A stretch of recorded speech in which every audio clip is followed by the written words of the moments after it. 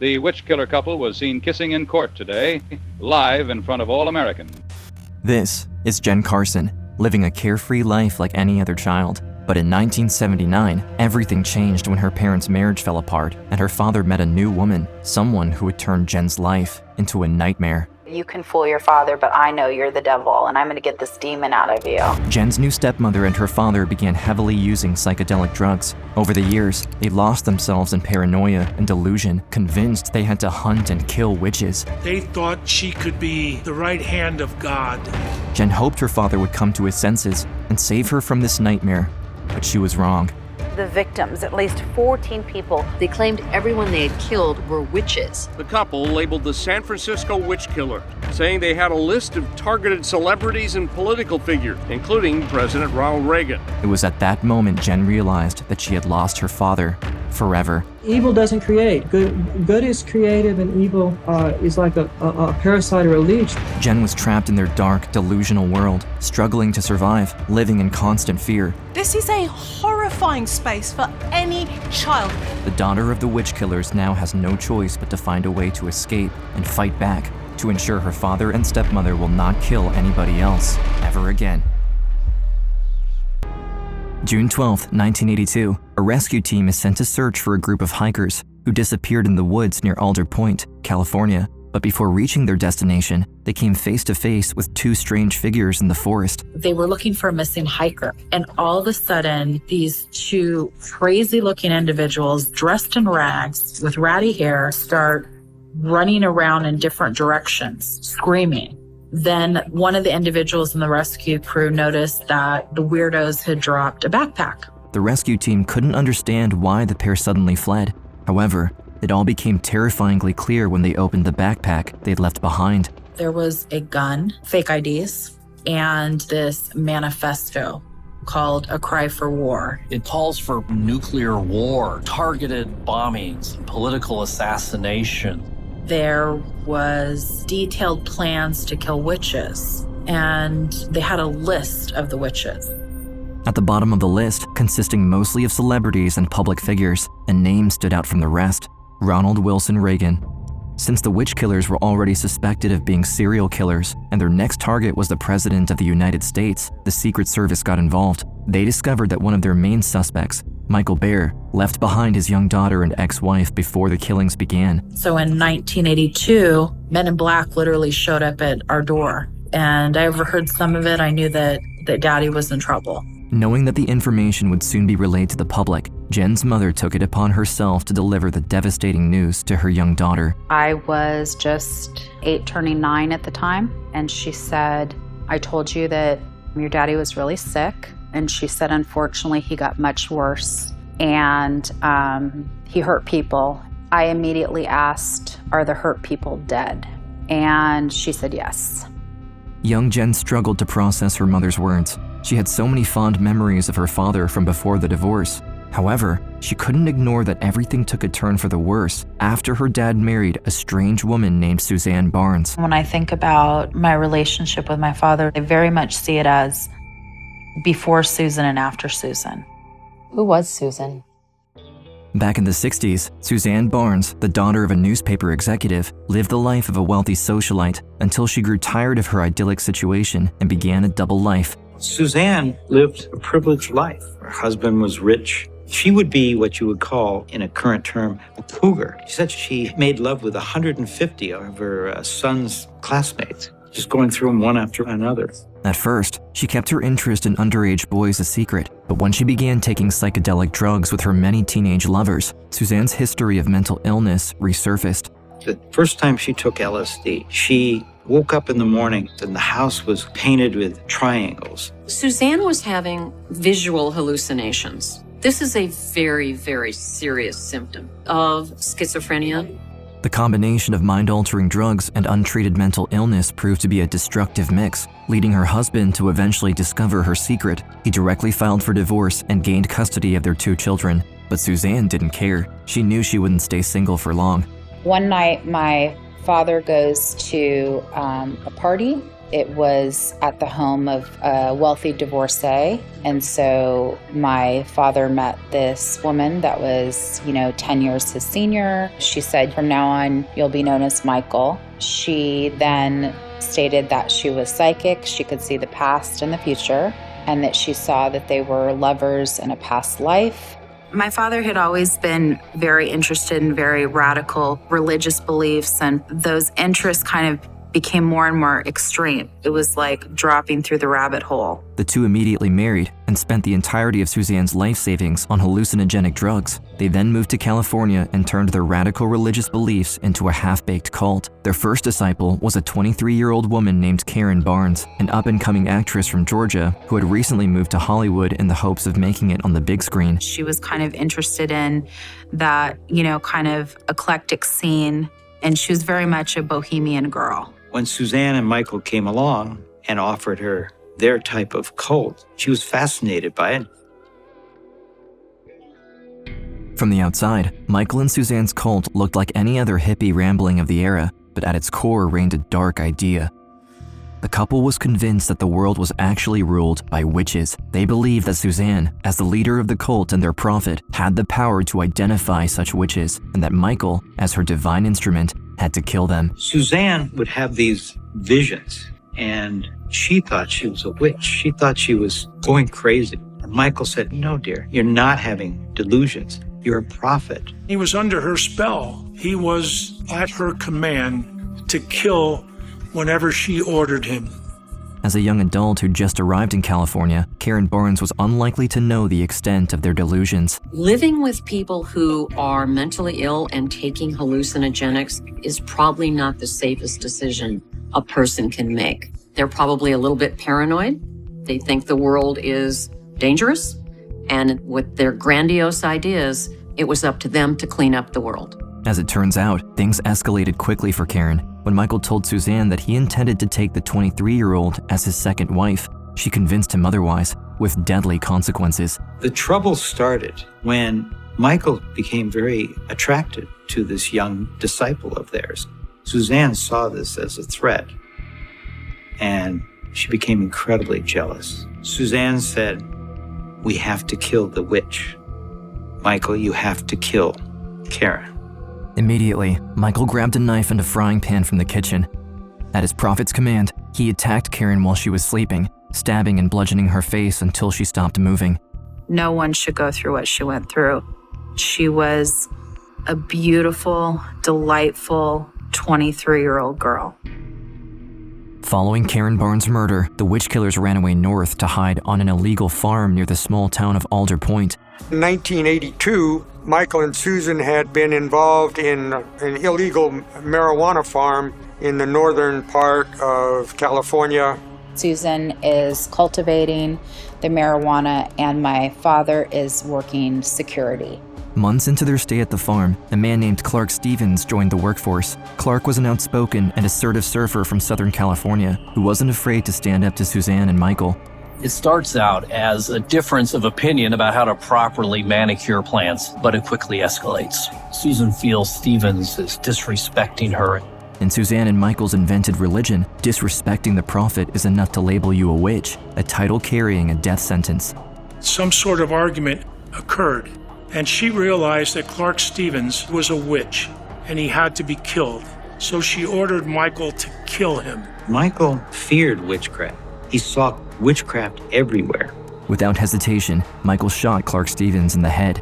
He then proceeded to drench his body in gasoline, set it on fire, and buried what remained of him under the farm's manure supply. Sometime later, there were some campers in the woods who their dog appeared to be playing with an object. And tragically, the dog was playing with the head of Clark Stevens.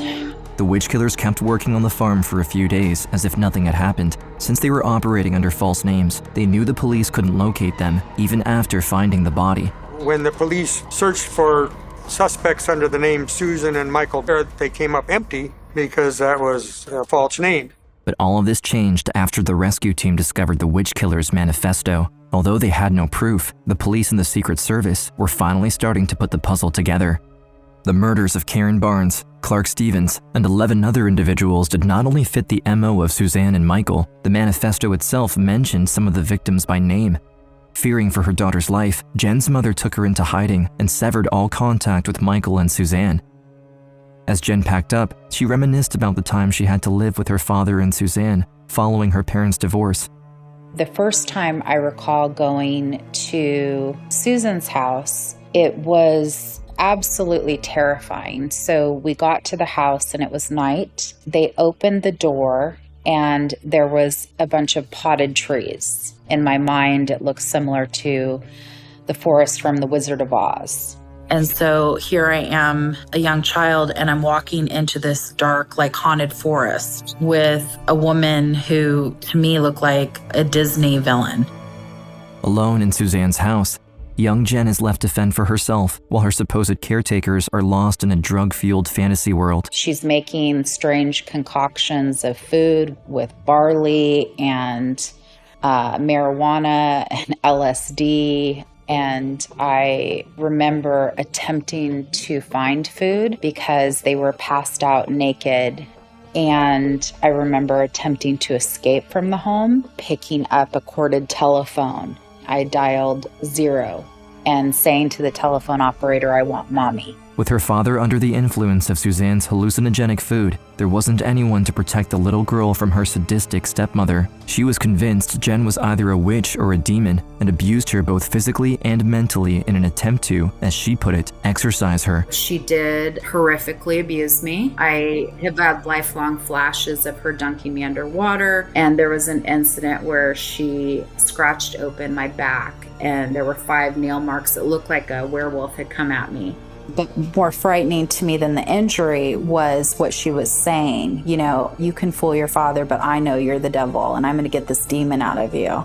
When Jen's mother discovered how her daughter was being mistreated, she disregarded the court order that kept Jenn with her father and took her away. For 3 years, they stayed hidden. But with the return of the witch killers to Los Angeles, Jen's mother knew that trouble would follow. At this point, she was absolutely convinced that they would kidnap me. They called my mom and they said, "We're picking up Jenny." And they said, "We're going to be there in an hour." Unaware that Secret Service agents are hot on their trail, the witch killers hit the road to return to the city, less than 30 miles from where Jenn and her mother were hiding. Hitchhiking along the way, they were picked up by a friendly man named John Hellier. They were in a truck where there was just the single bucket seat. 2 people ride comfortably in a pickup truck, but 3 it's tight. And according to Michael and Susan, John's leg was touching Susan's leg. In the witch killer's religion, if insulting the prophet gets you a death sentence, touching her might as well end up in public execution. And she decides that Hillier is a witch and that he needs to die. Michael instantly grabbed his gun and aimed it at John. But for the first time, the person they marked for death had a chance to fight back.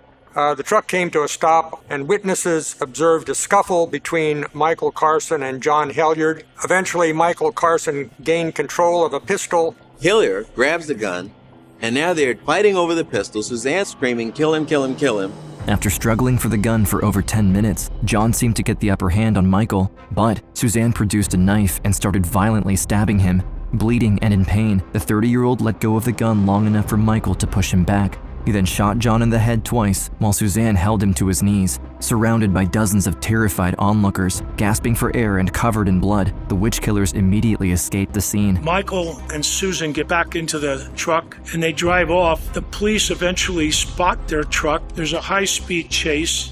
It seals their fate, basically. There's no question that they are traveling murderers.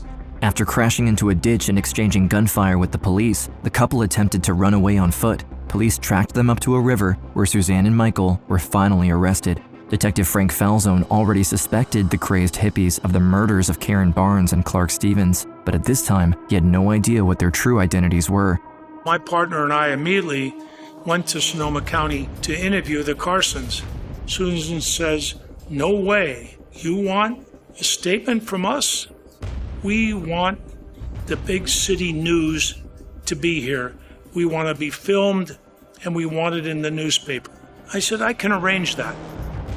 They wanted the world to know their insane, ludicrous religion, their beliefs.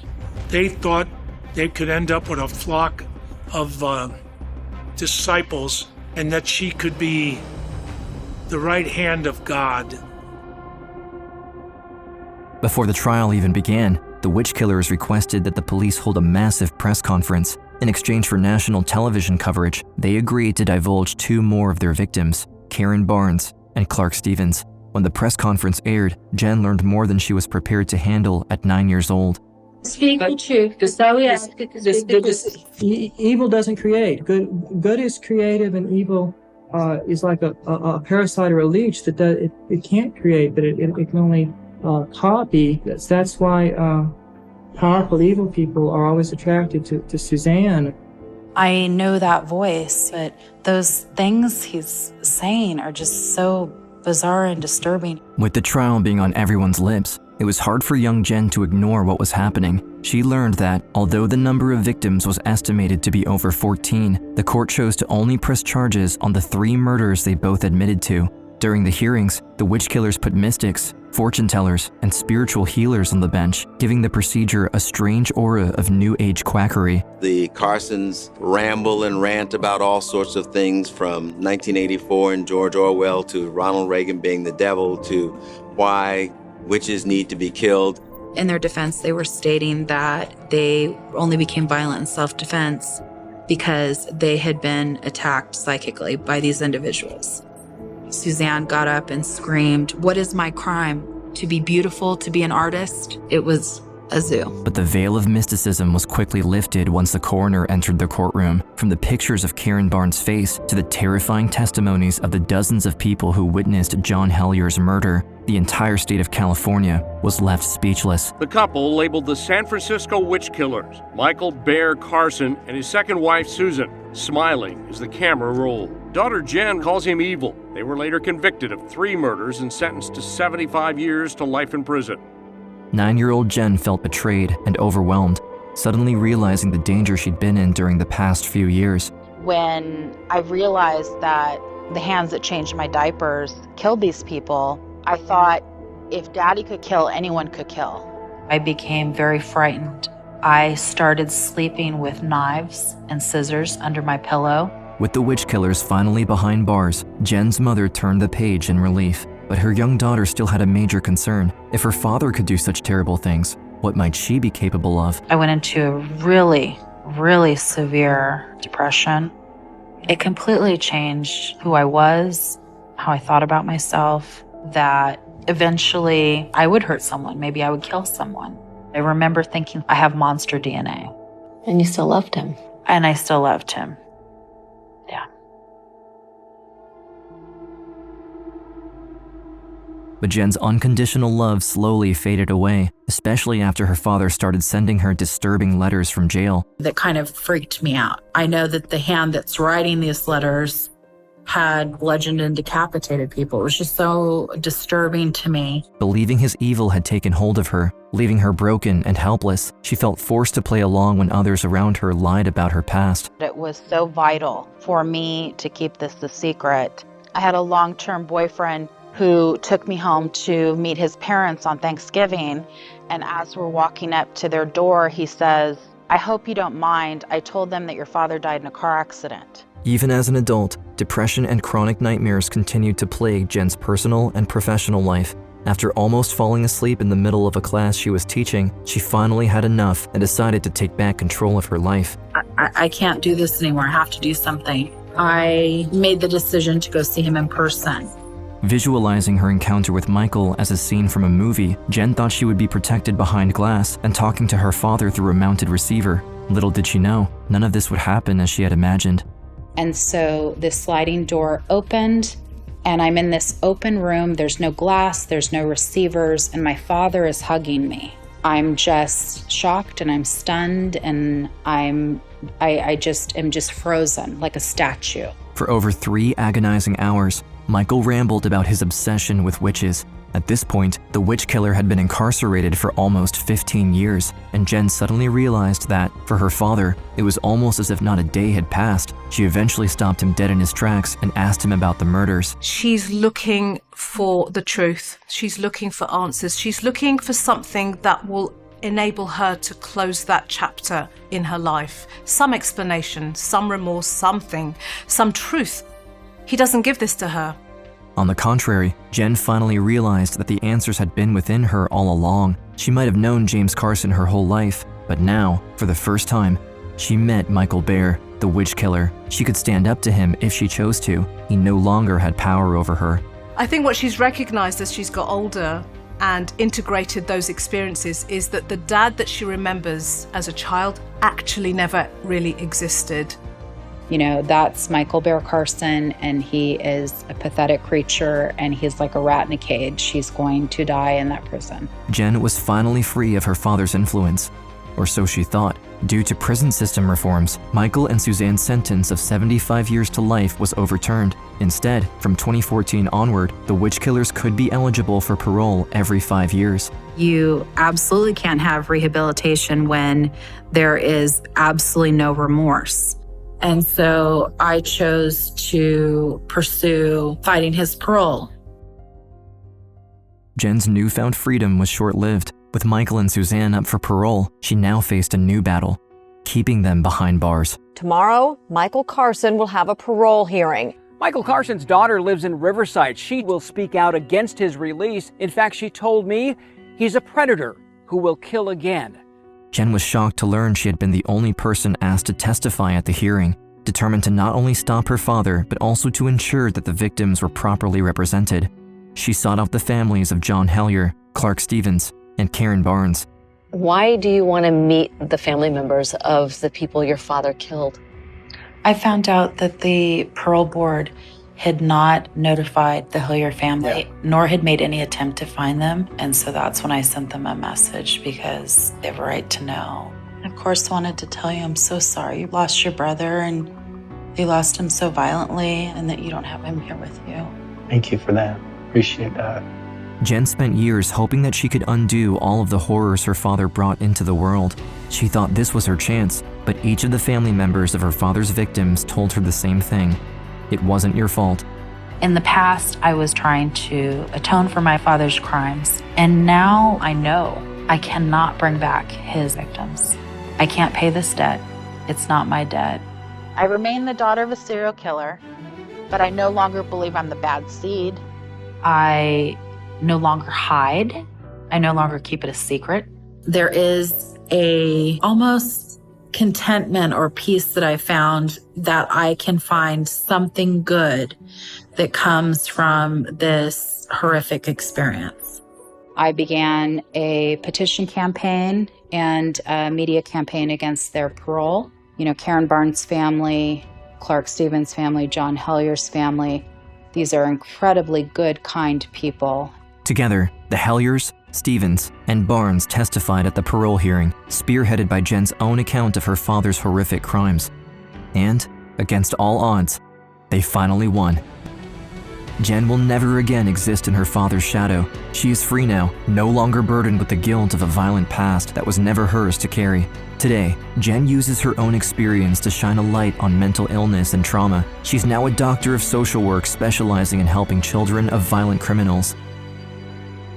No matter your background and what might have happened to you, she is convinced there is always a way out of the dark. Complex grief, depression, school failure, substance abuse. And you know what? I'm really open. I am mentally ill. I have a mental illness, everybody. Is that scaring you? It shouldn't. When we get to a place where we can talk about that, then we can move forward, because you know what? I am not ashamed of being mentally ill. I didn't put that stigma on me. Somebody else put that stigma on me. It isn't easy, but if you seek help and you're gentle with yourself, it gets better. And so I feel very optimistic about being able to use my experience in some way to help others.